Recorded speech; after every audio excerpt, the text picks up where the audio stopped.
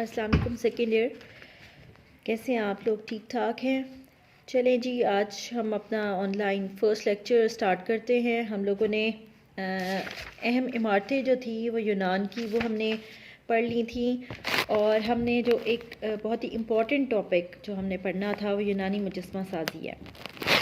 تو یونانی مجسمہ سازی جو ہے وہ سب سے زیادہ امپورٹنٹ ٹاپک ہے اس چیپٹر کا، کیونکہ یونان کے بارے میں اگر پرانے یونان کے بارے میں بات کریں نا، تو جو سب سے پہلے امپورٹنٹ چیز یا ان کی پہچان یا وہاں کی ایک خاص جو ذہانت تھی وہ یہ تھی کہ انہوں نے بہت ہی زبردست بت تراشی کی، جس کی مثال جو ہے وہ آج بھی دی جاتی ہے۔ تو یہ جو ہم آج کے زمانے میں بھی اسکلپچر کرتے ہیں، جو اس کی میجرمنٹ ہے وہ بھی یونانیوں نے ہی ایجاد کی تھی، اور دیکھ لیں کہ اتنا زمانہ گزرنے کے باوجود آج تک وہی میجرمنٹس جو ہے وہ پرماننٹ مطلب پرفیکٹ سمجھی جاتی ہے، اور آج کے زمانے میں بھی اسی کو کنٹینیو کیا جاتا ہے۔ اچھا، اب یونانی مجسمہ سازی کے بارے میں یہ بتاتے ہیں کہ بت تراشی کی زیادہ تر معلومات تو ضائع ہو گئی ہیں، اتنا زمانہ گزر چکا ہے، اور آپ کو پتہ ہے کہ جنگیں بھی ہوتی رہی ہیں، اور زیادہ تر جو تھا پرانے زمانے میں جنگوں کے اندر جو ہے وہ اس طرح کی جو قیمتی اشیاء ہوتی تھیں، مندر ہوتے تھے یا بڑی بڑی عمارات ہوتی تھیں، یا تو ان کو آگ لگا دی جاتی تھی، یا پھر یہ ہوتا تھا کہ اس کو توڑ پھوڑ دیا جاتا تھا اور چیزوں کو تباہ کر دیا جاتا تھا، یا پھر یہ تھا کہ جو باہر کے لوگ آتے تھے وہ چیزوں کو اٹھا کے اپنے ساتھ لے جاتے تھے، جس کی وجہ سے ان کی تاریخی اہمیت جو ہے وہ چینج ہو جاتی تھی۔ اور دوسرا یہ ہے کہ ایک جگہ سے دوسری جگہ لے جانے کے بعد جو ہے یہ بھی پتہ نہیں چلتا تھا کہ یہ کہاں کی ہے یا کہاں سے آئی ہے، یا پھر اتنے بڑے بڑے اسٹیچوز ہوتے تھے جن کے آدھے حصے رہ گئے اور آدھے کہیں اور چلے گئے۔ تو لیکن یونانیوں کی جو بت تراشی ہے اس کے بارے میں زیادہ تر تو ہمیں ان نمونوں سے پتہ چلتا ہے جو کہ رومنس نے ان کی نقل میں بنائے تھے، اور وہ آج بھی محفوظ ہیں، یا پھر اس کے علاوہ جو ہے تاریخ دانوں کی جو لکھی ہوئی کتابیں ہیں، یا قدیم تاریخ دانی کی جو کتابیں ہیں، ان کے اندر ہسٹری کے حساب سے جب ان کے بارے میں ذکر ملتا ہے تو اس کے بارے میں پتہ چلتا ہے کہ یہ کتنا جو تھا وہ اعلیٰ فن تھا، اور کتنی مہارت سے یونانیوں نے اس کو کیا تھا۔ اور اس کے علاوہ کتبوں سے بھی ہمیں یونانی بت تراشی کے بارے میں علم ہوتا ہے، اور یونانی بت تراشی یونانی تعمیرات کا ایک اہم جز تھی، یعنی جتنی بھی عمارتیں بنائی جاتی تھیں، جیسے کہ پہلے بھی میں نے آپ کو بتایا کہ مندروں پہ یا جو ان کے مین آرڈرز تھے وہ جب بنائے جاتے تھے تو ان کے فرائزز پہ جو ہے وہ مختلف سٹوریز کو بنایا جاتا تھا، اور ریلیف کی صورت میں بنایا جاتا تھا۔ تو زیادہ تر جو یہاں پہ نظر آتی ہیں بلڈنگز کے اوپر وہ آلٹر ریلیف اور بیس ریلیف ورک ہے جو انہوں نے کیا ہوا ہے۔ اور اس کے علاوہ جو مندروں کے اندر جو سٹیچوز بنائے جاتے تھے ان کے دیوی دیوتاؤں کو، تو وہ راؤنڈ اسکلپچر بنائے جاتے تھے۔ تو جو یہ یونانیوں کی مجسمہ سازی ہے نا، وہ اپنے توازن اور ڈیزائن کی ہم آہنگی کی وجہ سے، یعنی اتنی زیادہ وہ بیلنسڈ ہوتی تھی کہ اس کو بیلنس کرنے کے لیے اس کا ڈیزائن ہی ایسا بنایا جاتا تھا کہ وہ اپنی مثال آپ ہوتا تھا، اور اس میں کوئی جو ہے کسی قسم کی کمی بیشی وہ لوگ نہیں رکھتے تھے۔ تو یونانی معاشرے میں جو فنکار تھا وہ اپنی ذہانت کے حساب سے فنی ضروریات کو پورا کرتا تھا، مطلب جو جتنا وہ ذہین ہے یا جتنا وہ قابل ہے وہ اس کے حساب سے جو چاہے مرضی بنا سکتا تھا۔ مطلب وہاں پہ سوسائٹی کے اندر کوئی بندش یا کوئی رکاوٹ نہیں تھی مذہب کی طرف سے کہ جی یہ چیز کرنی ہے، یہ نہیں کرنی۔ جیسے کہ ابھی بھی ہم آرٹ ورک کرتے ہیں تو اس میں بہت سارے اصول ہوتے ہیں، رولز ہوتے ہیں جن کو ہم نے فالو کرنا ہوتا ہے، تو اس زمانے میں ایسا کچھ بھی نہیں تھا، اور اسی وجہ سے ہر فنکار نے اپنے ذاتی سٹائل میں کام کیا، اور نئی تبدیلیاں بھی لایا، اور نئی ایجادات بھی کی اس نے۔ اچھا، تو اب یونانی بت تراشی کا جو موضوع ہے اس میں ہم پڑھیں گے ان کا سبجیکٹ میٹر۔ یونانی بت تراشی زیادہ تر تو مذہب مذہبی مقاصد کو سامنے رکھ کے بنائی گئی. یعنی سب سے پہلے ہم نے پڑھا تھا کہ ان کے مندروں کے اندر دیوی دیوتاؤں کے جو ہے وہ بت رکھے جاتے تھے، اور صلہ کے اندر جو مجسمے رکھے جاتے تھے وہ بڑے پرفیکٹ اور بڑے خوبصورت جو ہیں وہ بڑے بڑے رکھے جاتے تھے. اس کے علاوہ یادگار کے طور پر بھی مجسمے بنائے جاتے تھے. فار ایگزامپل جیسے کسی کھلاڑی نے کوئی کارنامہ سر انجام دیا ہے، یا کسی سپاہی نے یا کسی جنگجو نے کوئی کارنامہ سر انجام دیا، تو یہ ان کے ہیروز ہوتے تھے، اور ان کے بھی مجسمے یہ لوگ بنایا کرتے تھے. اس کے علاوہ جو ان کی قبرستانوں کے اندر ان کی قبریں تھیں، ان کی سلیبس کے اوپر،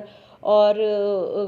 یہ جو ان کے آبائی یا خاندانی قبرستان تھے ان کے اندر جو ہے اسکلپچر بہت زیادہ نظر آتے تھے. تو ریلیف ورک بھی تھا، اور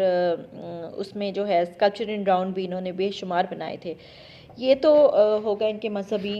جو تھے ٹاپکس ہو گئے. تو لیکن جو ان لوگوں نے اس کے علاوہ جو ٹاپکس بنائے ہیں نا وہ بہت امپورٹنٹ ہیں. یعنی آپ ان کے ٹاپکس کو دو اہم حصوں میں ڈیوائڈ کر سکتے ہیں. ایک حصہ جو کہ ان کی کیا کہتے ہیں مذہبی زندگی سے ریلیٹ کرتا تھا، اور ایک ان کی عام روزمرہ کی زندگی سے. تو ایک تو انہوں نے یونانی دیوتاؤں کی طرح طرح کی کہانیاں اور تصاویر بنائیں، اور ان کو جو ہے مختلف جگہوں پہ ان سٹیچوز کو سجانے کے لیے بھی بنایا، مندروں میں بھی بنایا. اور اس کے علاوہ جو ان کی دیوی دیوتاؤں کی مختلف سٹوریز تھیں ان کو بھی انہوں نے بہت خوبصورت سٹائل میں ریلیف کی صورت میں چھوٹے چھوٹے واقعات کو مختلف جگہوں پہ انہوں نے بنایا. اچھا، تو اس کے علاوہ جو روزمرہ کی ان کے زندگی کے واقعات تھے اس میں لڑائیاں، مقابلے، عورتوں اور بچوں نوکرانیوں کے ساتھ مقبروں پر جو ہے وہ غمزدہ لوگوں کو دکھایا، دیوتاؤں کو انسانی شکل میں دکھایا. اور اس کے علاوہ جو ہے انہوں نے اپنے دیوتاؤں کو انسانوں سے زیادہ خوبصورت اور مکمل بنایا. ٹھیک ہے، زندگی سے ریلیٹڈ تو انہوں نے ہر طرح کے ٹاپک بنائے کہ جی کھیل کے میدانوں میں لوگ کیسے جا رہے ہیں، یا عام زندگی میں کیسے ہیں، یا جیسے قبرستانوں کے اندر انہوں نے دکھایا کہ بچے اور عورتیں غمزدہ بیٹھے ہوئے ہیں کسی کی ڈیتھ پہ، یا جو ہے نوکرانیاں اور جو اعلیٰ خاندان کی خواتین تھیں ان کے رہن سہن اور اس طرح کی ساری طرح کی چیزیں، یا جو ہے ان کی جو انڈور یا آؤٹ ڈور گیمز تھیں ان سے ریلیٹڈ. تو ہر طرح کے ٹاپکس پہ انہوں نے کام کیا. اچھا، اس کے علاوہ جو ہے مجسمے بنانے کے سامان کے بارے میں ہم پڑھیں گے کہ یونانیوں نے بڑے بڑے مجسمے بنانے کے لیے اہم مٹیریل جو ہے استعمال کیا. اس میں چونے کا پتھر اور ماربل. ہم نے پہلے ہی پڑھ لیا تھا کہ ان کے ہاں اعلیٰ قسم کا دنیا کا سب سے بیسٹ ترین جو ماربل ہے وہ یونان میں پایا جاتا تھا. تو اس کی وجہ سے انہوں نے زیادہ تر بلڈنگز میں جو ہے وہ ماربلز یوز کیے ہیں. ماربل بہت ہارڈ پتھر ہوتا ہے، وہ بہت سخت ہوتا ہے اگر اس کو تراشا جائے تو کیونکہ ان کی مہارت ماربل سے کے اوپر ہوئی ہوئی تھی، تو باقی پتھروں کو تو یہ موم سمجھ کے جو ہے ان پہ تراش خراش کرتے تھے. تو اس کے علاوہ جو ہیں کانسی، ریت، مٹی، گارے کے، لکڑی اور سونے اور ہاتھی دانت کے اور لوہے وغیرہ کے بے شمار مجسمے تھے. تو اب وہ کہتے ہیں کہ کیونکہ یونان کی آب و ہوا نمی والی تھی اس لیے لکڑی کے مجسمے ضائع ہو گئے. سونا اور ہاتھی دانت قیمتی ہونے کی وجہ سے بچنا مشکل تھا کہ جو بھی کوئی باہر سے حملہ آور ہے یا جو کوئی حکمران ہے یا جس کے کسی کے ہاتھ آیا انہوں نے اس کو اپنے پاس رکھ لیا. اور کانسی اور لوہے کے جو مجسمے تھے وہ ان کے ہاں ایک رواج تھا کہ اگر اچانک جنگ آ گئی ہے اور اس کے لیے ہتھیار بنانے ہیں تو پھر یہ کیا کرتے تھے کہ ان بڑے بڑے مجسموں کو پگھلاتے تھے اور اس کے ہتھیار بنا دیتے تھے. تو یونانیوں نے جو مجسمے بنائے، جو معیاری ہتھیار استعمال کیے اس کے لیے، وہ سوراخ کرنے کا آلہ، برما اور مختلف قسم کی چھینیاں جس کو چیزلز کہتے ہیں یہ انہوں نے یوز کی. اور بڑے بڑے پتھروں کو لے جانے کے لیے بھی جو ہے انہوں نے بڑی عقل مندی کا ثبوت دیا کہ بہت بڑے بڑے پتھروں کو جب کاٹ کے لایا جاتا تھا تو اس کو جب مجسموں کی شکل دی جاتی تھی تو پھر وہ یہ کرتے تھے کہ ایک بڑے مجسمے کو دوسری جگہ لے جانا آسان نہیں تھا، تو وہ کیا کرتے تھے کانوں کے قریب سے نا ان کو کاٹ دیتے تھے. تو سر الگ کر لیا، اور اگر بازو کھلے ہوئے ہیں یا بہت اوپن ہیں تو اس کو جو ہے انہوں نے کیا کہتے ہیں کاٹ دینا. اور پھر اس کے بعد جہاں پہ جا کے انہوں نے اس کو سیٹ کرنا ہوتا تھا تو وہاں پگھلے ہوئے شیشے میں سیٹ کر دیا جاتا تھا، یا جو ہے ڈرلز کے ساتھ یعنی ڈرلز کی طرح کے ڈرلنگ ہوئی ہوتی تھی اور وہاں پہ وہ پیچ کس دیتے تھے، یا پھر اس طرح کے جو بھی کوئی طریقہ کار ہوں گے وہ اپنے پتھروں کے ساتھ مطلب مجسموں کے ساتھ کرتے تھے، اور سم ٹائم ان کو سیمنٹ سے جوڑ کے اوپر پینٹ کر دیا جاتا تھا۔ تو مثلاً بعض اوقات آنکھوں میں رنگین پتھر بھی لگاتے تھے، شیشہ اور ہاتھی دانت لگاتے تھے، ہار، بالیاں، دھات کے پیلچے اور تلواریں وغیرہ ان کو پکڑائی ہوتی تھیں۔ اور یونانی تاریخ میں پیتل مجسمے بنانے کے لیے ایک پسندیدہ میٹیریل تھا۔ اس کے علاوہ ریت اور مٹی کے گارے کے بھی مجسمے بنائے گئے تھے۔ اچھا جی، یہ تو ایک مجسمہ سازی کا انٹروڈکشن تھا جو میں نے آپ کو دیا۔ اس کے بعد یونانی مجسمہ سازی کو انہوں نے 4 ادوار میں تقسیم کیا ہوا ہے۔ یونانی بت تراشی کو تاریخی لحاظ سے مندرجہ ذیل ادوار میں منقسم کیا گیا ہے۔ جیومیٹرک پیریڈ 1100 سے 700 قبل مسیح،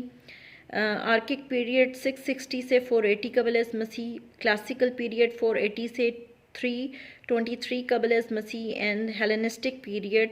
330 سے 100 قبل از مسیح۔ یعنی حضرت عیسیٰ کی پیدائش سے پہلے کی یہ ساری تاریخیں ہیں جو کہ